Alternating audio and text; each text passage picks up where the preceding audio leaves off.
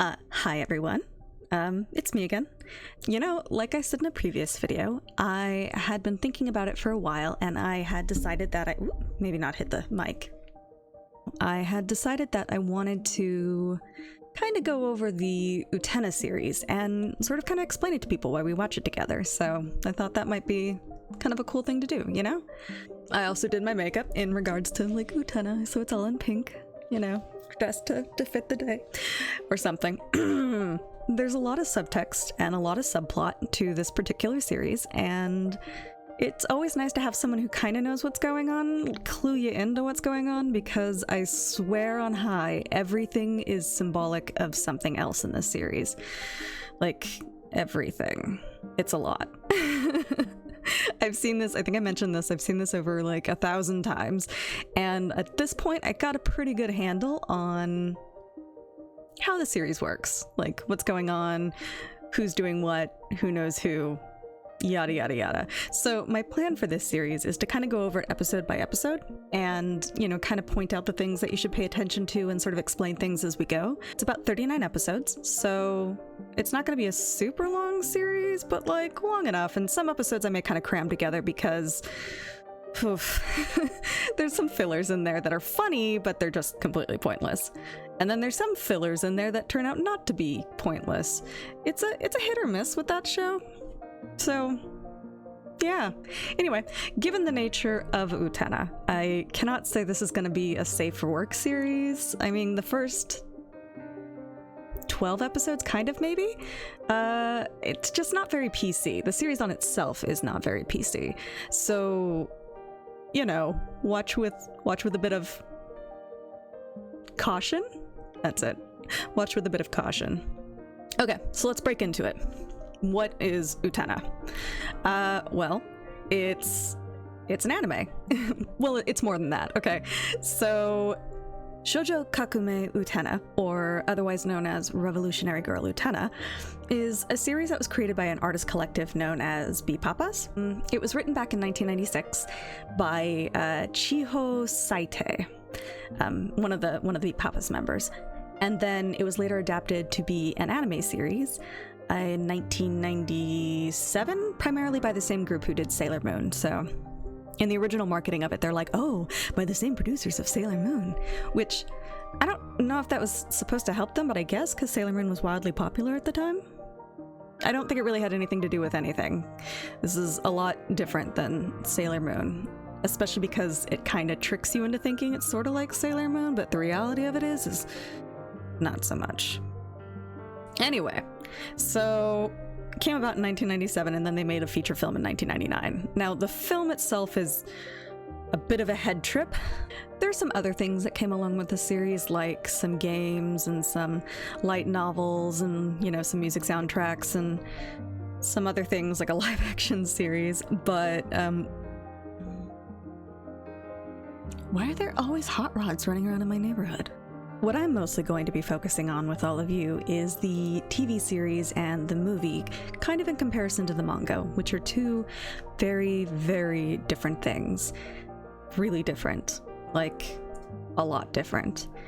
In fact, it kind of feels that, like, Chiho, the manga writer, and, like, Kunihiko Kuhara, the director and creator for the movie and the TV series, had two very, very different ideas about how they wanted to go about this series. You got the manga, which is very magical schoolgirl, and then you've got the television series, which is really surreal. It's not what you think it is, and they kind of trick you into thinking it is what it is, but it's not. It's okay, it's a lot. Anyway, I would get into further production details because there's a lot of weird stuff that went on, like how Chiho didn't really have a say in how the anime was directed, like, at all. It wasn't part of the production, like, at all, which is crazy because it's her creation. Whatever. Anyway, we're not going to get into that. There's a lot on it. You can look it up. It's really interesting. So the TV series is broken down into 4 different sagas, 39 episodes, and they get more or less progressively messed up as we go through them, till you get to the end, which is just and then you get to the movie, which is the movie's a head trip. I always ask, like, how much acid they were dropping when they decided to make this movie. Because they kind of take the series and they make everything that they did in the series significantly more blatant, and they give you more information regarding the TV series, but they're considered like almost two separate universes, and for good reason, because all these things don't work. Or maybe they do? That's a rough one. Don't worry about it. We'll get there. Anyway, let's start with episode 1. It is part of the first 12 episodes, which is called the Student Council Saga, what I affectionately refer to as the Bait and Switch Saga. You'll be hopefully entertained. There's a lot of symbolism that's gonna haunt you in your dreams, so be ready for that. Here we go. Before I get started, actually, quick note. I do own this on DVD. The problem is that I have the Blu-ray for the first 12 saga, because, long story anyway, but my computer doesn't want to play the Blu-ray, so I have to kindly borrow YouTube for the first 12 episodes, and then after that we can switch over to my DVDs. I feel really bad about it. But I mean, hey, could possibly rent them on Amazon too, so here we go. Hopefully we won't get too much interruption by ads and such. We'll see. So we're gonna open with roses and silhouettes. Get used to them. You're gonna be seeing a lot of them. Like a lot of them. Like enough to swear off Peter Pan and rose scented things forever.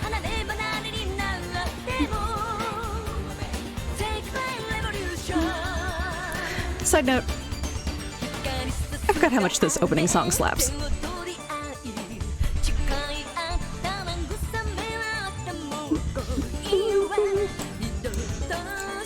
I'm a dork, I just really like it. Okay, you know how like when you have the opening of a series, how they often like will hint at what's gonna happen through that season? This opening kind of tells you what's gonna happen through the whole series. But don't expect to understand it because it's not gonna make any sense, because it isn't what you think it is. At all.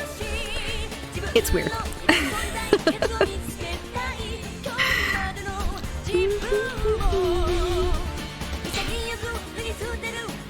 Did I mention the series gets dark? I should mention the series gets dark. Like, really dark.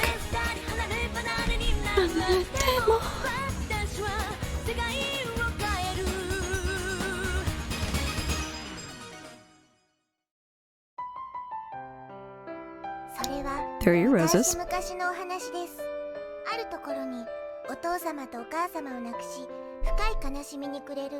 This series is really dark, I should mention. We're gonna open with a fairy tale version of what happened. There's 100% a reason behind it, but we'll figure it out later. Or I'll explain it later, because spoilers.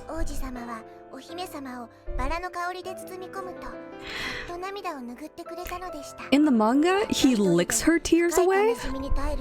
It was a good choice to change that, because it's really creepy. I don't know what they were thinking. The rose ring. Super important.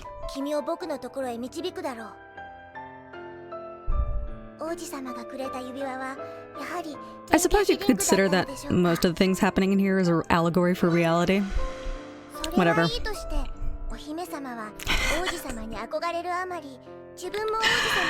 Oh, I love it. I love it so much. So now we know that our heroine is wanting to be a prince? Or something like that. Oh.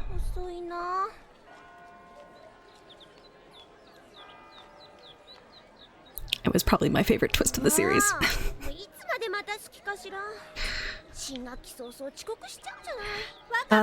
Wakaba.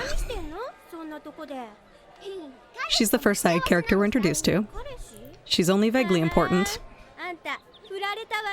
And kind of non-existent in the series, or in the movie.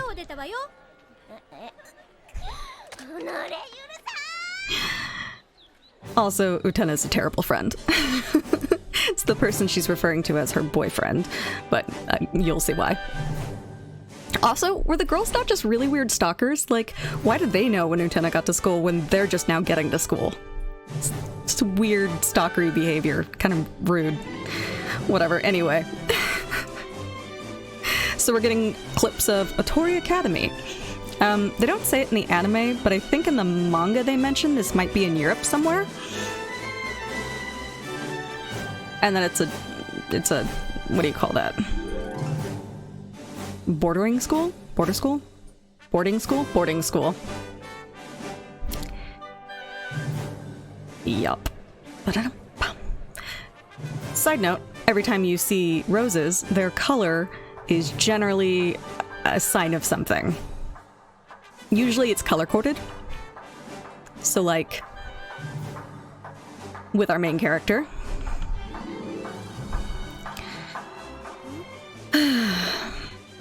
She's cute. And then this is the crazy BDSM Sailor Moon villain inspired teacher with really cool glasses.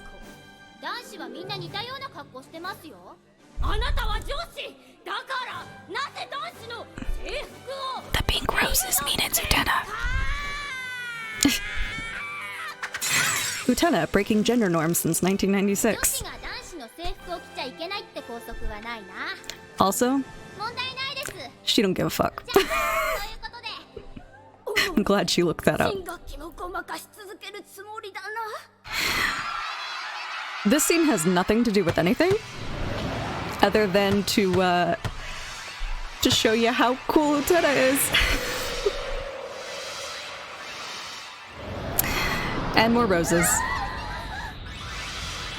And all of her fangirls. Her millions and millions of fangirls. Trust me, she knows she's cool.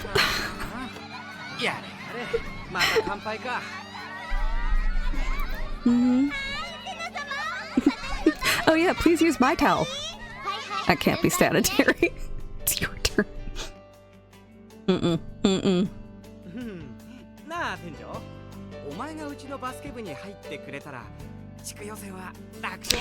Join the basketball team.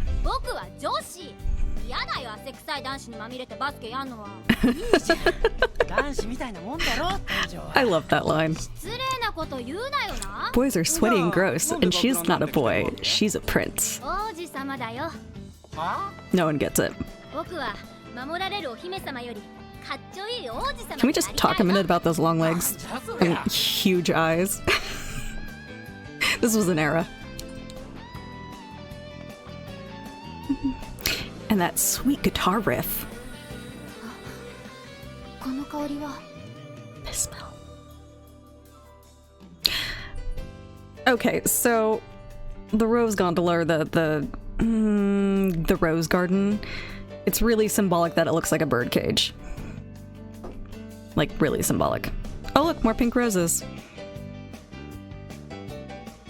Because it's from Utena's rose-tinted view.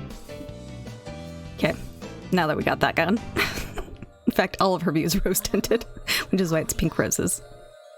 Oh look, there's the rose seal again.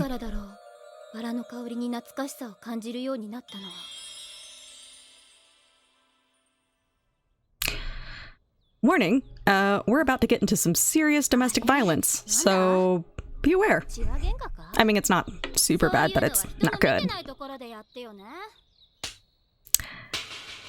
Like I said, not good. This is our first introduction of the student council. President and vice president. Also walk up as a psycho. Never mind these guys in the corner. They're just gonna stare. It's fine. They're not important. They're just admiring the view. So now we're getting to hear a bit about the student council. The white roses, side note, are not Toga's rose color, but they did it on purpose. It makes them more princely. Seonjae's the jolly green bastard. And then there's Anshi. Spelled Anthe, pronounced Anshi. Sure.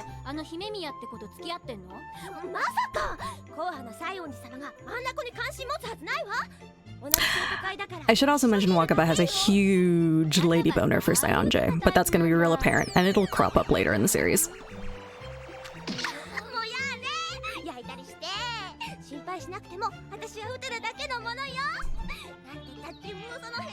I don't know how they don't go out that window. Ah, welcome to the student council. Note he's writing in a green book. More coordinated colors.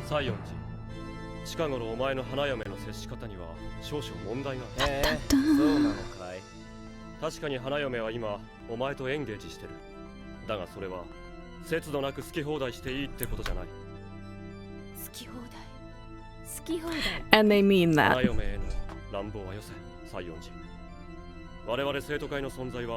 End of the world is a person, if you hadn't caught on.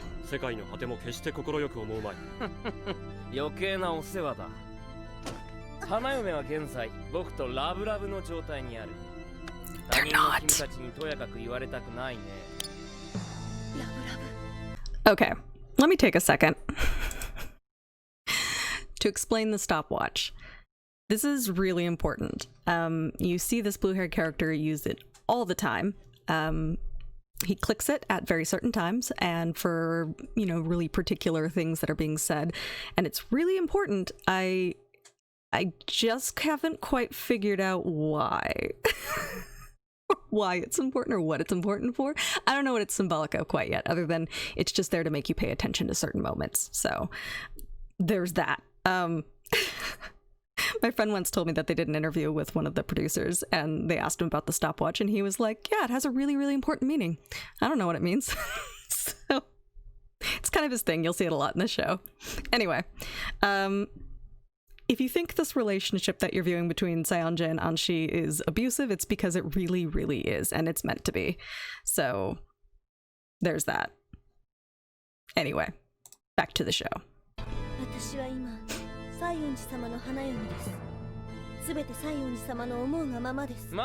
And she means whatever.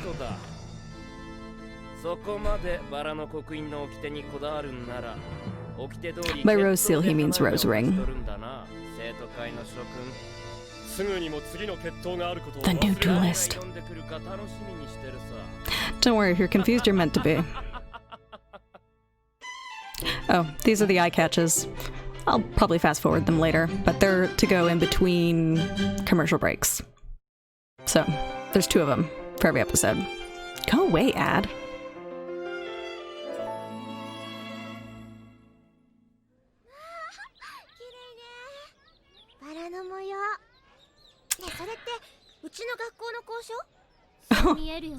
Sure does look like it.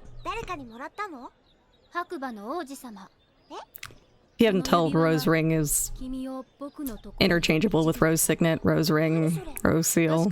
Okay,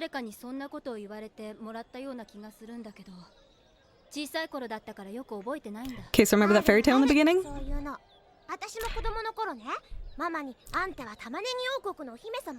It sounds like a fairy tale because it's from a child's point of view. Rose-tinted glasses, you know, all of that. We'll get more into that later. Also, Utena's still a terrible friend.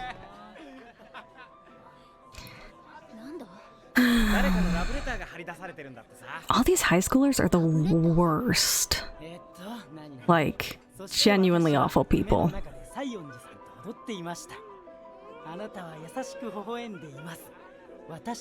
Who does this? Yeah, that's real funny.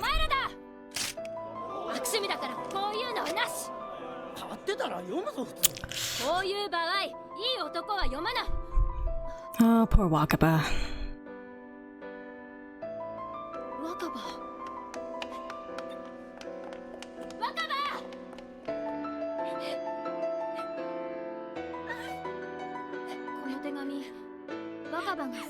Poor girl.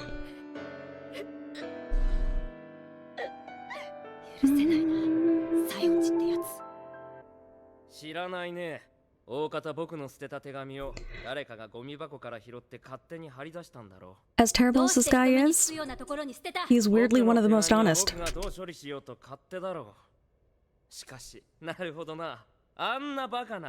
I mean, don't get me wrong, he's terrible, but at least he's honest terrible? I don't like him. But he has his reasons, as does everybody.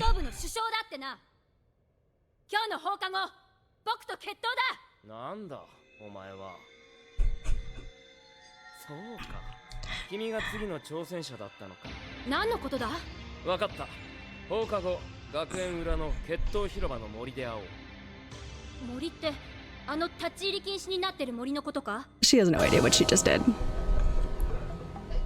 We're gonna pause again. Okay, so the Shadow Playgirls, they are actually really important to the series. Most people would ignore them because they seem to be babbling nonsense half the time, but as it turns out, they know the most out of everyone in this series. These two on the screen are Eiko and Biko. I don't know if we ever really hear their names. We might hear their names once or twice, but they're not important. Well, kind of not. Whatever. Anyway, Eiko and Biko. What they're doing is they're kind of reiterating a story, or they will tell you things to pay attention to in a very parable allegory sort of way. Kind of think of them as like Greek muses, really. They're there to just sort of, I don't know, retell stuff. They get more important as time goes on, as they start really like poking at the story and pointing out the oddities, and then by the end they become super important. But anyway, I just thought it was important enough to like tell you that they really are there for a reason, even if they seem totally nonsensical. I'll try and explain things at the end of their segments to tell you what each segment means. I think this first one isn't difficult to figure out because it's pretty just duh, but you know, who knows? Here we go. So back to that.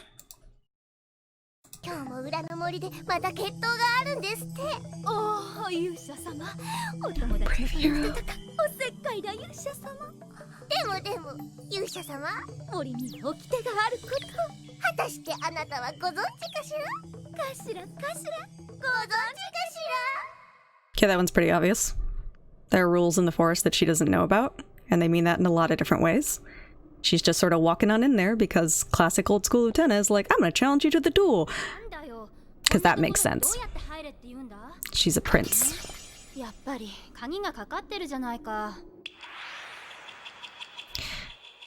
Interestingly enough, this drop of water is a teardrop. We figure it out later.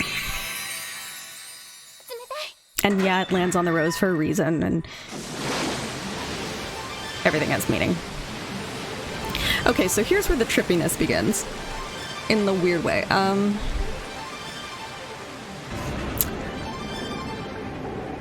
Boy.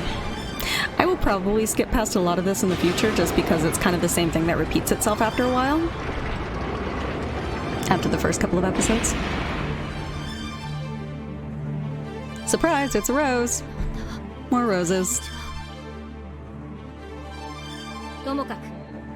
Roses, roses, and... oh, stairs. Okay. Welcome to the really intense music about death and rebirth. The music sequences usually are poignant to what's happening, but it takes too long to get into it. So I won't, but you could definitely analyze each song that plays in this series. This one's just weird. A gold-plated Shangri-La. Sure. And there's our first glimpse of the upside-down castle. It's significant. Remember the fairy tale style? You'll see it. And the improbability of how everything is created. Look how it looks kind of like a giant half-open rose in the sky, and the... You got this. And now it's time for a tongue twister. Get ready.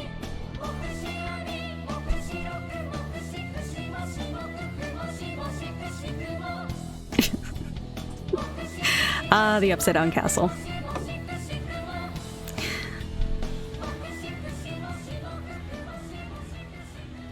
Great. Yeah, of course she hasn't, dumbass. Why would you? Okay, anyway. A kind of mirage. Weirdly, that's important. He calls it a trick of light.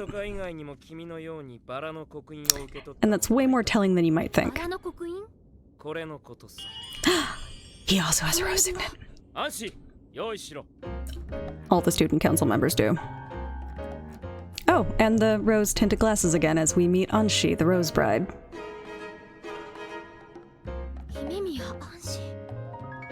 So the roses, again, are all symbolic of the person. The white rose, should be noted, is a prince rose. It's not Utena's rose per se, but it's the prince rose.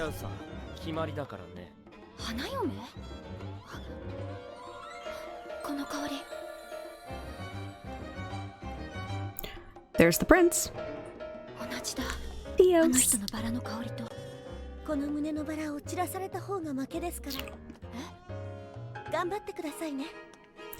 It's important to note, violence.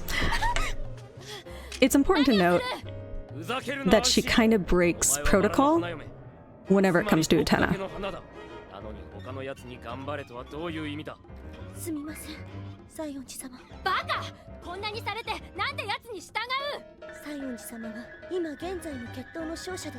This is so messed up.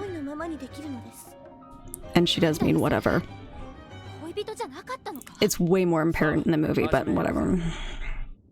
They allude to it here.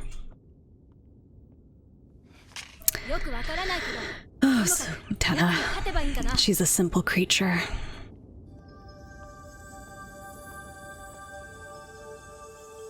So the broken castle entrance, also symbolic. This is our first introduction to magic. We'll see more of it. The power of Dios that sleeps within me. Kind of important. Also, heartburn.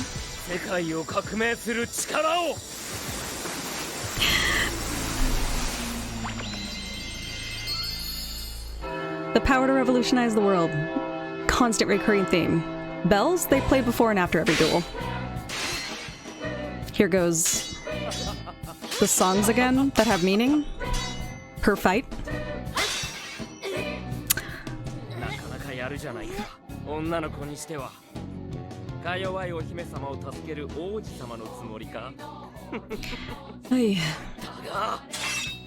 I should probably note in these duels that it doesn't matter how the rose comes off, just that it comes off. So, there's that.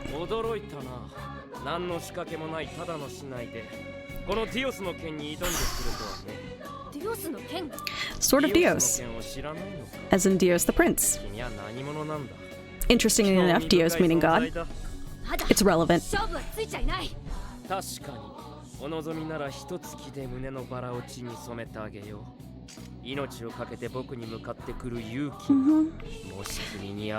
Courage to come after me. Princes on white horses.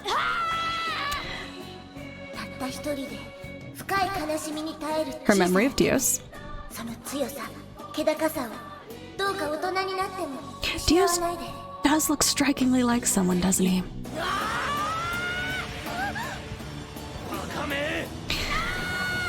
Yeah, it should also probably be important that the Sword of Dios came from Anshi's chest. Location is kind of important. Sort of. Sanji's such a bastard. I can't. I'm running out of light, too. Impossible. He can't take it.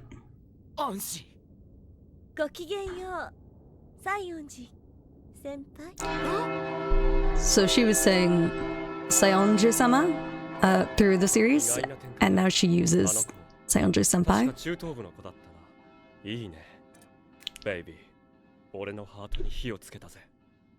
Gross. Toga's kind of a gross character. Again, there's a reason for it, but they explain it more in the movie than they do in the series. I'll get into that. Just... My heart, you make my heart on fire. It's so gross. It's so disturbing. So now she uses Utena-sama instead of Tenjo-san. Because now they're engaged. Or whatever. The end of episode 1. Okay, the ending's cool, but I'm not gonna play it. I'll let you guys watch it, because it's all over the place. Oh boy, yeah, it has gotten dark since I started. Alright, well, I'm gonna end this. What do you guys think? That was kind of the end of the first episode. There's a lot of random things to pay attention to, and there'll be more every episode, but it all kind of starts linking in and will make sense eventually. I might play around with the format of how I do this. Probably will film earlier in the day when I've got more light that isn't, you know, yellow light, but whatever. Anyway, that's about it. So let me know what you think. If you enjoy this, let me know. I can deep dive more into it, and if not, let me know. All right. See you guys later.